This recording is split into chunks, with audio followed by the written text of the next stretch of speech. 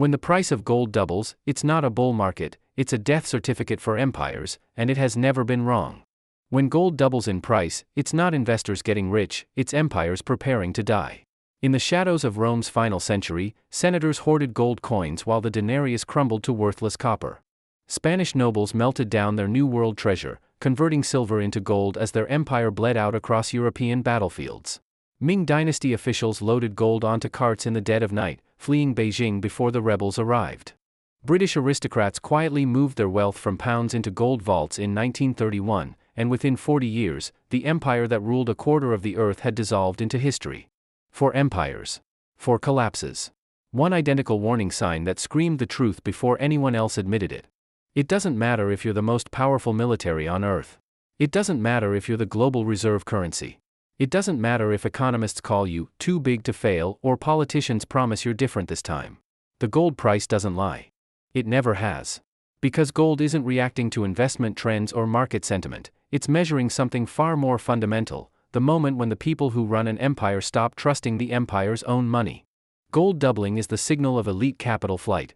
It's the alarm that sounds when insiders, the senators, the treasury officials, the central bankers, the ones who actually know what's happening behind closed doors, abandon their own currency and flee to the only asset that has survived every collapse in human history. When gold doubles, it means the people at the top have seen the ledgers. They've run the numbers. And they've made their choice. They're getting out. And that elite flight triggers the death spiral, loss of monetary confidence, accelerating currency debasement, public panic, and within 24 to 36 months, imperial collapse. Every single time. Right now, in the country you're living in, gold has surged from $1,500 per ounce in 2018 to over $2,000 in 2023. It's targeting $3,000. Sound familiar? It should. Because you're watching the same pattern that destroyed Rome, that bankrupted Spain, that toppled the Ming Dynasty, and that ended British dominance. The weight of gold felt safer than the promises of emperors then. It feels safer than the promises of central banks now. Tonight, we're examining 4 empires that watched gold surge, and what happened in the 24 to 36 months after it doubled. We're going to trace the exact sequence, the crisis that triggered it, the desperate decisions that followed, the gold price that told the truth, and the collapse that nobody in power saw coming. Or maybe they did see it coming. Maybe that's why they bought the gold. History has recorded this pattern 5 times across 2,000 years. Every civilization that ignored it fell. Every leader who dismissed it lost power. Every currency that triggered it became worthless. We're living through the 6th occurrence. And this time, there's nowhere left to run. But to understand why gold doubling is the ultimate warning sign, why it's more reliable than any economic indicator, any political promise, any expert reassurance, we need to understand the pattern that plays out every single time. A pattern so consistent, so mechanical, so utterly predictable, it's been called the empire's final signal. The pattern is always identical. 6 stages. Every empire. Every century. No exceptions. Stage 1, imperial overextension. The empire expands beyond what it can sustain. Military commitments multiply. Promises pile up, pensions for soldiers, subsidies for citizens, infrastructure across conquered territories. The treasury that once overflowed now strains under obligations that grow faster than revenue. But empires don't retreat. They never do. They double down, because admitting limits means admitting decline, and no emperor, no president, no prime minister ever won power by promising less. Stage 2, currency debasement begins. Unable to raise taxes without triggering revolt, and unwilling to cut spending without losing support, empires reach for the forbidden solution, diluting the currency. Ancient Rome shaved silver from coins and mixed in copper. Modern governments print money, expand deficits, and call it quantitative easing or monetary stimulus. The labels change. The mechanism doesn't. They're all trying to create wealth out of nothing, and it has never worked. Not once in 2,000 years.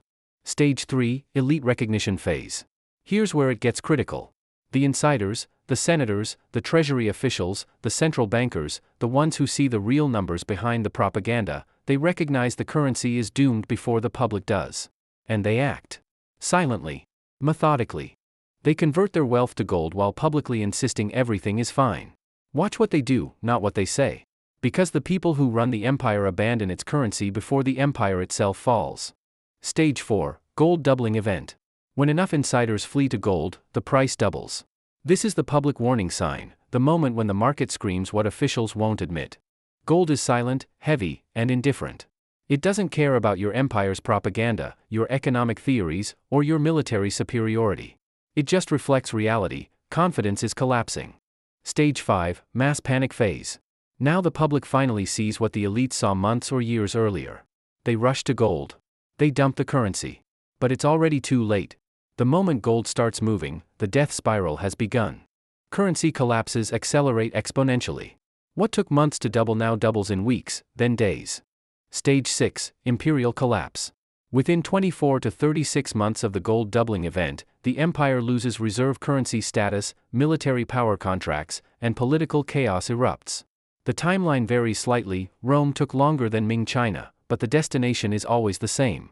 Every emperor, every treasury, every central bank believes they can print their way out. They believe their situation is unique, their currency is special, their empire is different. They're always wrong. We're about to examine 4 empires across 2,000 years: Ancient Rome, Golden Age Spain, Ming China, and the British Empire. 4 different continents. 4 different centuries. 4 different currencies. Each one watched gold double. Each one dismissed it as market speculation or temporary volatility. None survived in the same form. Rome. 180 AD. The greatest empire the world had ever seen. For 3 centuries, the Roman denarius had been the dollar of the ancient world. From the cold mists of Britain to the desert markets of Babylon, merchants trusted it. Soldiers demanded it. Tax collectors measured empires in it.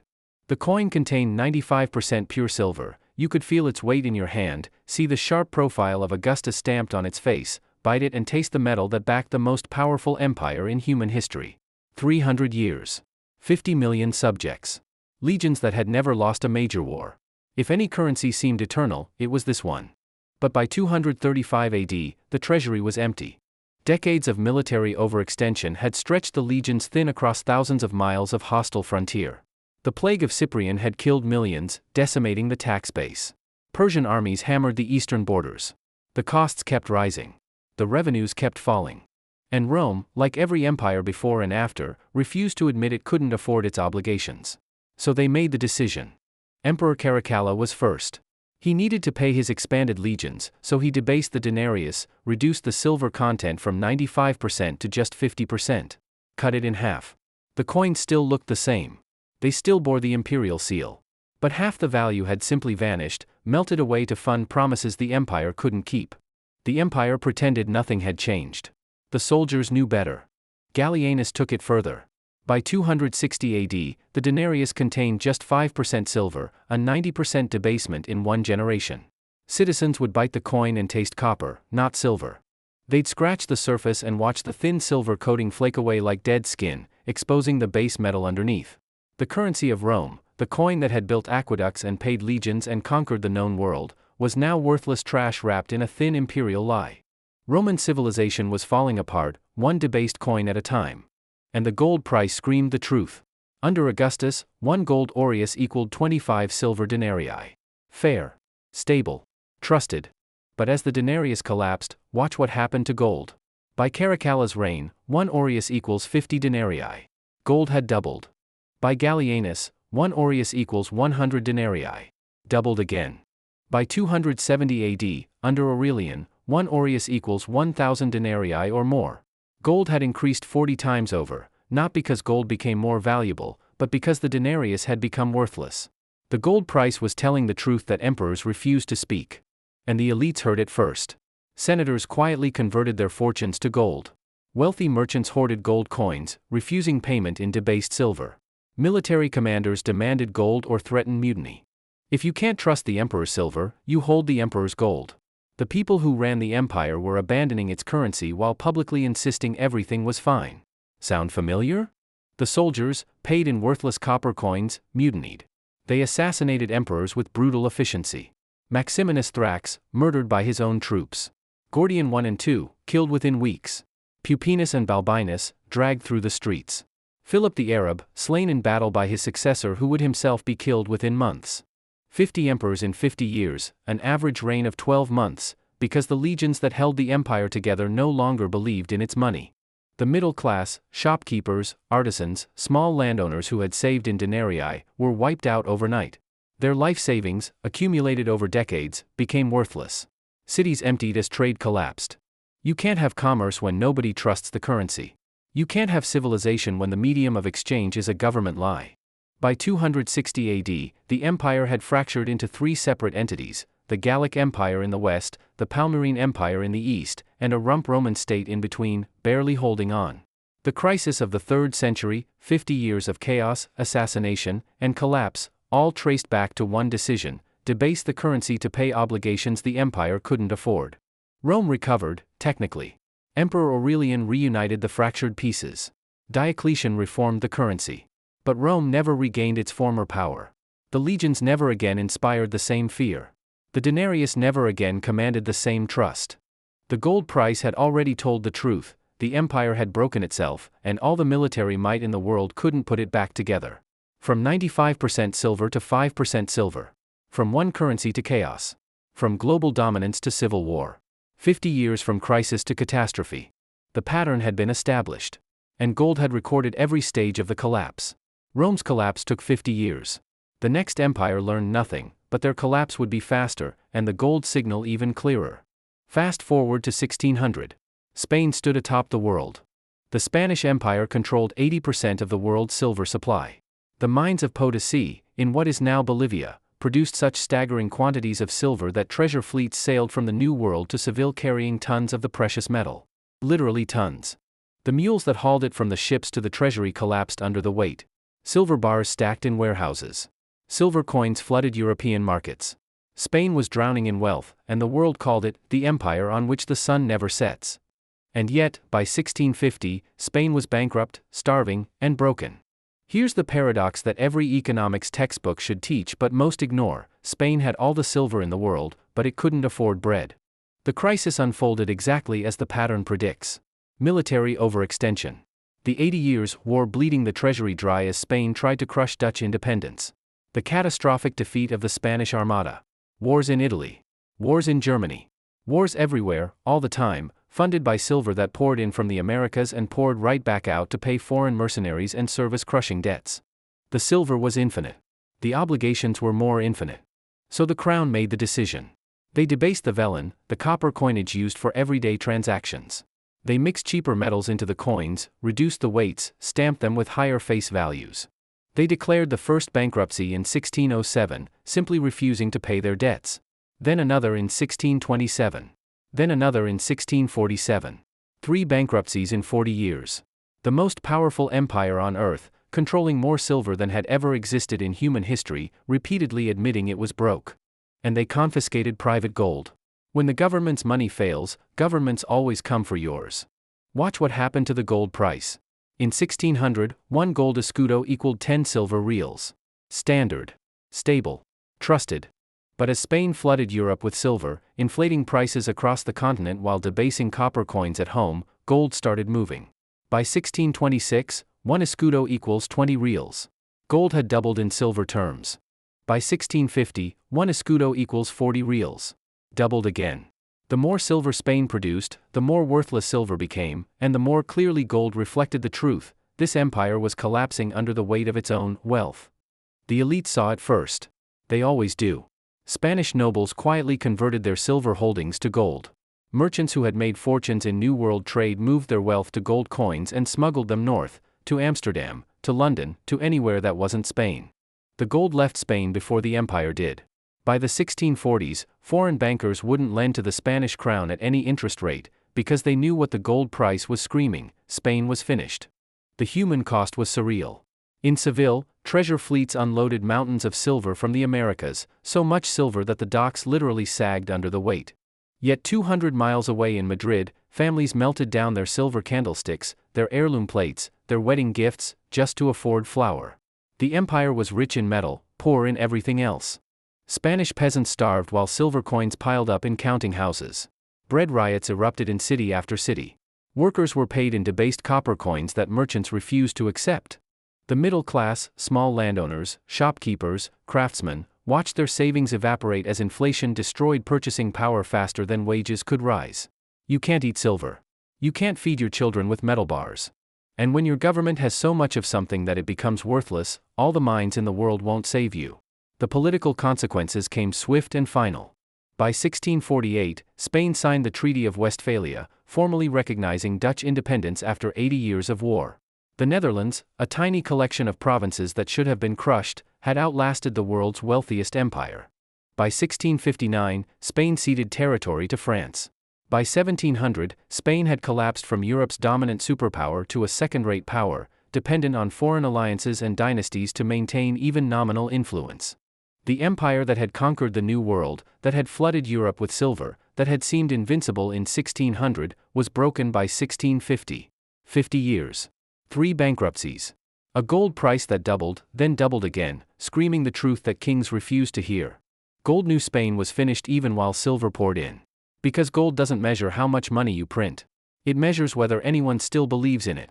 Spain's collapse took 50 years, the same as Rome. But as technology advanced, as trade routes connected, as information moved faster, so did the speed of collapse. The Ming Dynasty would prove that an empire could die even faster once gold started moving. And this time, the world would watch it happen in real time. By 1620, the Ming Dynasty had ruled China for 250 years. A population of 160 million. The largest economy on Earth. Global trade networks stretching from Manila to Macau. The silver tael, a standardized weight of pure silver, served as the currency of the most sophisticated commercial system the world had ever seen. Chinese porcelain, silk, and tea flowed west. Spanish silver flowed east. The Ming seemed eternal, prosperous, untouchable. 14 years later, the dynasty would be extinct. The collapse came faster than anyone thought possible, faster than Rome, faster than Spain, faster than any empire in recorded history. And gold told the truth before the first rebel army even formed. The crisis hit like a perfect storm. The 1630s brought the Little Ice Age, temperatures plummeted, harvests failed, famine spread across northern China. Millions starved. At the same time, Manchu armies hammered the northern borders, forcing the Ming court to pour silver into military campaigns it couldn't win. And throughout the empire, corrupt officials siphoned silver from the treasury, enriching themselves while the state treasury bled dry. The Ming court faced the same choice every failing empire faces: raise taxes, cut spending, or debase the currency. They chose all three, and still it wasn't enough. Copper coins were debased. Tax collectors descended on provinces with impossible demands. The emperor demanded silver from peasants who had none. Families who were already eating tree bark to survive were ordered to produce silver taels for a government that had lost all credibility. Merchant silver was confiscated outright. The imperial court was looting its own economy in a desperate attempt to maintain power. And the gold price started screaming. In 1635, 1 liang of gold equaled 8 taels of silver. Standard exchange rate. Trusted for generations. But watch how fast this moved. By 1640, 1 liang equals 12 taels. By 1643, 1 liang equals 16 taels. Gold had doubled in just 8 years, the fastest doubling in the pattern yet. Not 50 years like Rome. Not 40 years like Spain. 8 years from stability to currency collapse. The elites knew what it meant. Mandarins, the scholar bureaucrats who administered the empire, quietly converted their wealth to gold. Wealthy merchants in coastal cities did the same. Military commanders, watching their soldiers go unpaid while the court hoarded worthless silver, began moving their fortune south. The bureaucrats abandoned Beijing before the rebels did. By 1642, anyone with wealth and information was fleeing, not because rebel armies had arrived, but because the gold price told them what was coming. In Beijing's markets, the collapse became visible to everyone. Merchants refused silver coins, demanding gold or direct barter. Paper notes issued by the government were rejected on sight. Citizens watched in the night as government officials, the very people who were supposed to defend the empire, loaded gold onto carts and fled south under cover of darkness. The people who ran the empire were abandoning ship while telling the population to remain calm.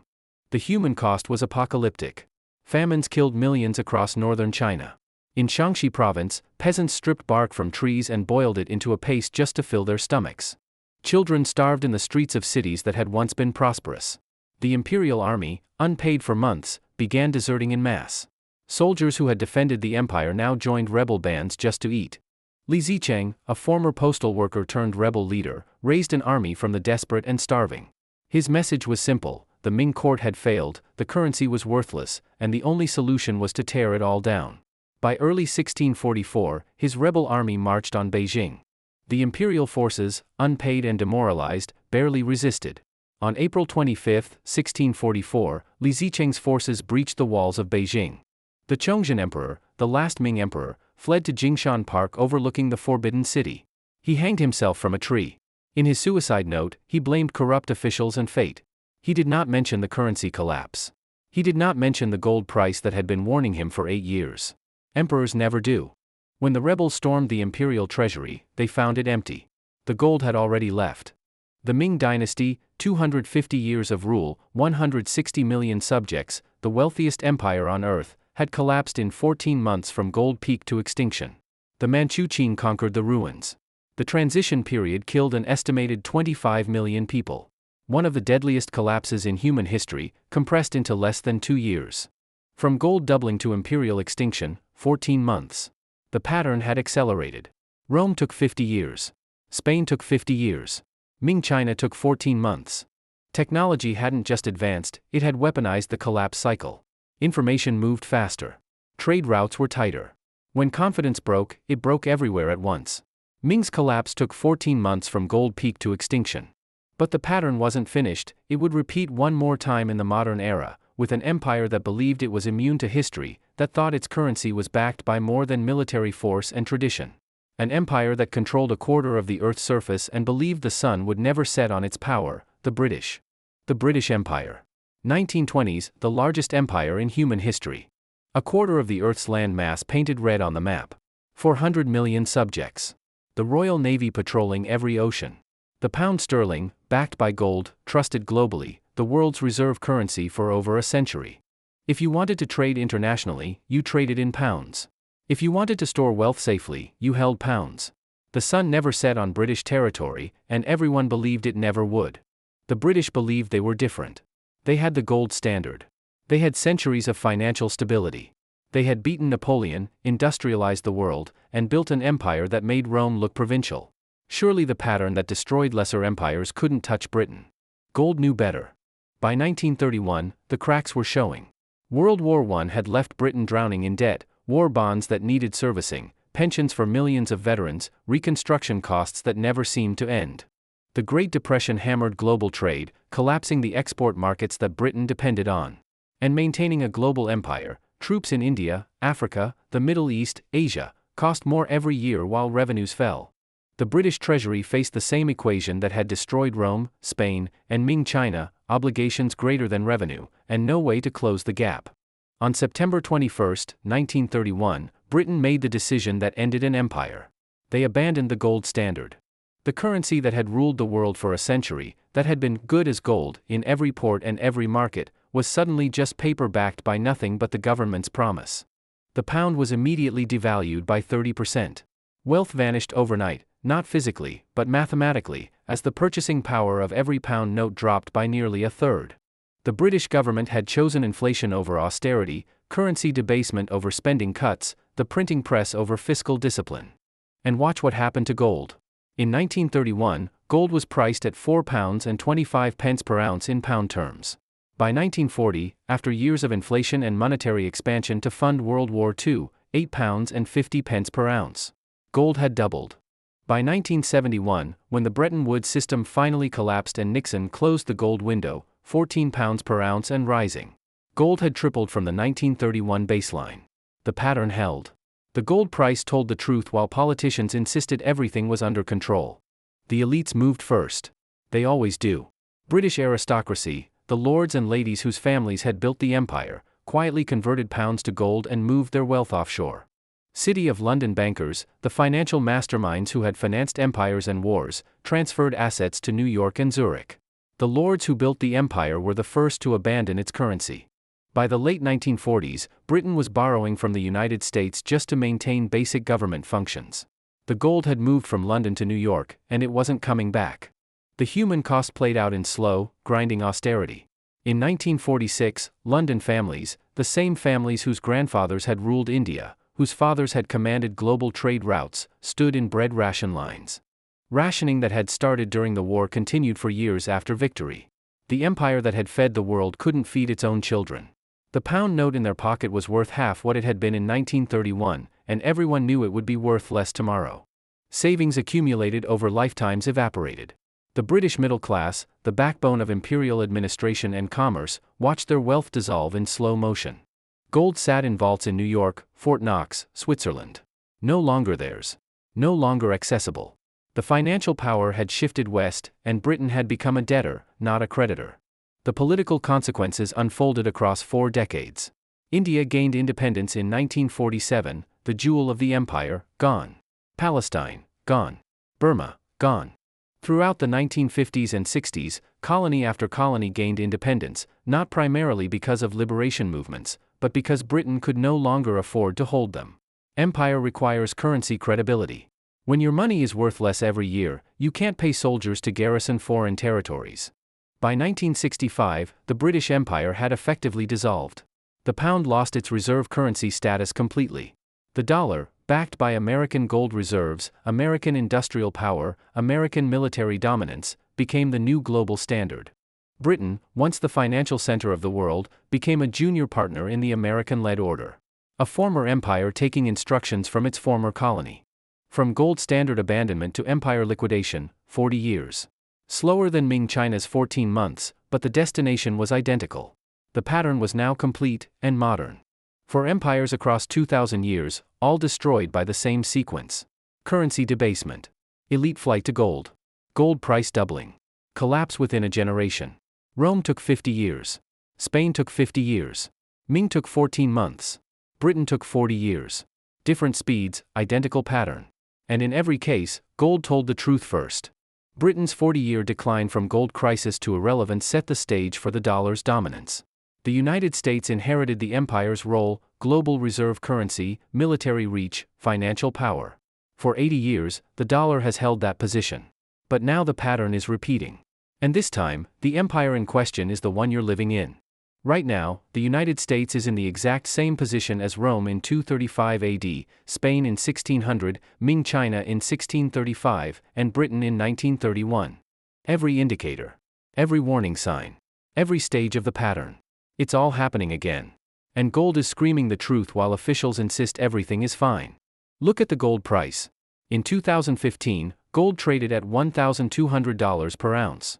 By 2019, $1,500. By 2023, $2,050. Right now, it's targeting $2,400, with projections reaching $3,000. That's a doubling from the 2019 baseline. The same doubling that signaled Rome's collapse. The same doubling that marked Spain's bankruptcy. The same doubling that preceded Ming China's extinction and Britain's imperial liquidation. The gold price doesn't care about American exceptionalism. It's measuring confidence. And confidence is cracking. Warning sign 1, the debt explosion. U.S. national debt stood at $20 trillion in 2017. 7 years later, in 2024, $34 trillion. That's a 70% increase in 7 years, faster than any empire in recorded history. Rome took decades to accumulate the debts that broke it. America added $14 trillion in 7 years. The obligations are growing faster than the economy, faster than tax revenue, faster than any mathematical possibility of repayment. The only question is when the market stops pretending it's sustainable. Warning sign 2, currency debasement through printing. The Federal Reserve's balance sheet stood at $4 trillion in 2008. By 2022, $8.5 trillion. The Fed more than doubled the money supply in 14 years, the exact pattern that destroyed the Roman denarius, that inflated away Spanish silver, that collapsed the Ming tail. They call it quantitative easing and monetary stimulus. Rome called it clipping coins. Spain called it minting more reals. The labels change. The mathematics don't. You cannot print prosperity, and every attempt ends the same way. Warning sign 3, foreign central banks fleeing to gold. China, Russia, India, and dozens of other nations are buying gold at record pace, over 1,000 tons annually. The elites of rival empires are fleeing to gold now. They're watching the same pattern you are. They're reading the same history. And they're making the same decision that Roman senators made, that Spanish nobles made, that Ming mandarins made, that British aristocrats made. Get out before the public realizes what's happening. When foreign central banks dump your currency for gold, they're telling you your empire is ending. Warning sign 4, dollar weaponization destroying trust. The United States has weaponized the dollar, sanctions, swift removal, asset freezes. Every time America uses the dollar as a weapon, it gives the world a reason to find an alternative. Every reserve currency believes it's permanent, until it isn't. The pound sterling seemed eternal in 1925. 6 years later, Britain abandoned gold. 40 years later, the pound was irrelevant. Trust takes generations to build. It takes one crisis to destroy. Warning sign 5, gold and stocks rising together. Gold is hitting all-time highs while the stock market also surges. That's not normal. That's not a healthy economy. That's insiders hedging their bets.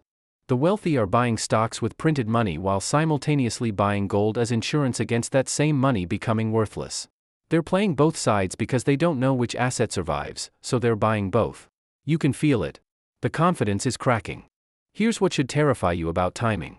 Rome took 50 years to collapse after gold doubled. Spain took 50 years. Ming China took 14 months. Britain took 40 years. But Rome didn't have high-frequency trading. Spain didn't have interconnected global finance. Ming China didn't have instantaneous information flows. Britain didn't have derivative markets and algorithmic trading. With modern technology and interconnected finance, the next collapse could take 24 to 36 months from gold doubling. Maybe less. And when the dollar loses reserve status, it won't just be economic, it will be geopolitical chaos. Every empire that lost its currency's dominance lost its military power within a decade. Every single one. Rome's legions mutinied. Spain's tercios disbanded. Britain's navy contracted. American aircraft carriers require dollars. American bases require dollars. American alliances require dollars. When the currency fails, the empire follows. The warning signs are flashing brighter than ever. Gold is screaming what officials won't admit, the pattern is repeating, and we're running out of time. For empires. 2,000 years. One identical pattern. When gold doubles, empires fall. No exceptions. Rome took 50 years from gold doubling to collapse. Spain took 50 years. Ming China took 14 months. Britain took 40 years. Each collapsed faster than the last as technology accelerated information flow, as trade networks tightened, as financial systems interconnected. With modern high-frequency trading, instantaneous global capital flows, and algorithmic markets, the next collapse could be measured in months, not decades. Maybe weeks. The question isn't whether the dollar will lose its reserve currency status. The question is when, and whether you'll recognize the signs before the public panics. Because here's what should keep you awake at night: when gold doubled in Rome, a regional empire fractured. When it doubled in Spain, a continental power went bankrupt. When it doubled in Britain, a global empire dissolved. But when it doubles for the dollar, when it crosses that $3,000 threshold, it will be the first time in human history that the global reserve currency has failed. There is no historical precedent for what comes next. No playbook. No controlled transition. Just chaos. Right now, in this moment, gold is telling you something. It's at record highs, screaming louder than it has in decades. Central banks in China, Russia, India, they're telling you something too. They're buying gold by the thousands of tons while publicly saying nothing. History is screaming at you through every pattern, every parallel, every warning sign. The only question is whether you're listening. There is no soft landing here. There is no managing the transition or controlled devaluation. Every empire believed they could engineer their way out. Every emperor, every treasury secretary, every central banker thought their situation was unique, their currency was special, their empire was different. The gold price proved them wrong. Every single time. Gold doesn't lie. Empires do. And right now, gold is at record highs while officials tell you the economy is strong, inflation is transitory, everything is under control. The gap between what gold says and what officials say has never been wider. One of them is lying. History tells you which one. The pattern never changes, only the names, the dates, and the people who refuse to learn. If this historical pattern opened your eyes to what's coming, hit subscribe. Because when gold tells the truth, you want to be among the first to hear it, not the last to panic. History has all the answers. The question is whether you'll listen before it's too late. Don't be one of them. Gold coin on black background with text.